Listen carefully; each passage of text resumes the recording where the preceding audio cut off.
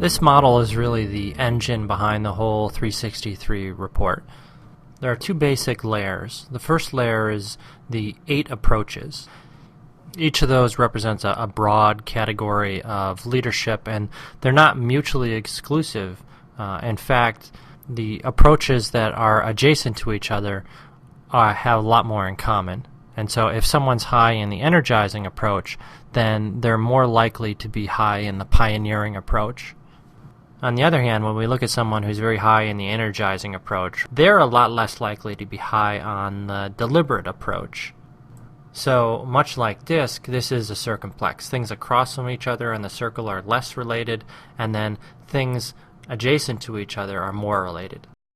And then each approach has 3 practices underneath it. And so these are basically subcategories. So, for example, the affirming approach has practices underneath it like being approachable, like acknowledging contributions, and creating a positive environment. All of these things add up to being very affirming and coming across as affirming. Now, one question that comes up a lot is, how does this relate to DISC? And you'll see as you go through the report, DISC is not explicitly addressed in the report, but it is behind the scenes. In the process of assessing the leader, we do actually gather their DISC style. And so that information is used to provide context, provide narrative, to help explain and help the person get a better understanding of what their feedback means. So if the participant isn't DISC literate, then that's fine. They don't need to know DISC in order to use this tool. On the other hand, if the participant is DISC literate, this can really help out with the facilitation of the tool and help them to gather some additional insights. Another really good question is, do I have to have mastery over each one of these areas to be an effective leader? The simple answer is no. You don't have to be an expert. There are going to be certain areas that aren't natural for you, and they're probably never going to be natural. On the other hand, all of these things, whether or not we're talking about the approaches or practices, are really important in leadership. And so having some basic level of competency in all of them really is needed, or they're going to start to hamper your effectiveness.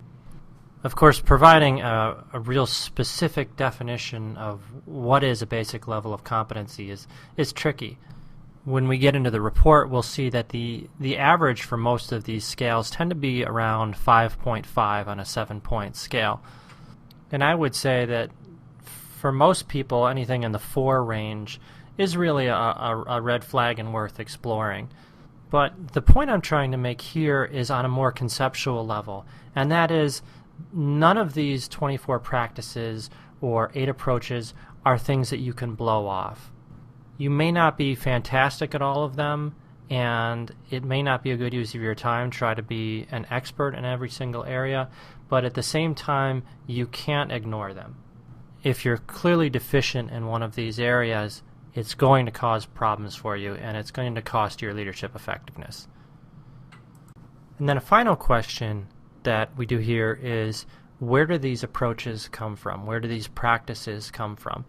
And it's important to note that this is not intending to cover the entire domain of leadership. Things like intelligence, or honesty, or character, or even job knowledge are not included in here. This is just addressing the interpersonal aspects of leadership. And the development of this model was actually approached in 2 different ways. There was one direction we were coming at it in terms of the DISC model and what does DISC have to say about leadership.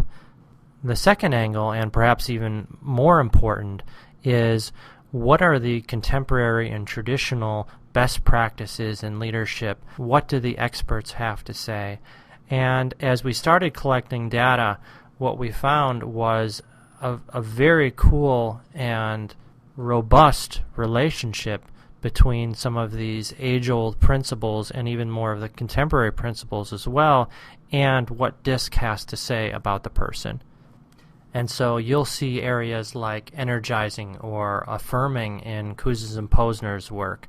But if you read Jim Collins' work on, let's say, level 5 leadership, he talks a lot about the need for leaders to be humble and to have resolve. This model helps to integrate these different approaches and understand how they relate to each other in a way that both conceptually and statistically is supported very well by the data. The research, in fact, has been very supportive, suggesting that this model really does reflect the actual practice of leadership in the real world. And I'd actually encourage you to read the white paper that we have available that not only goes into the research and the statistical findings behind this model, but will also very clearly help you see the relationship between these approaches and practices and the contemporary and traditional writings on leadership.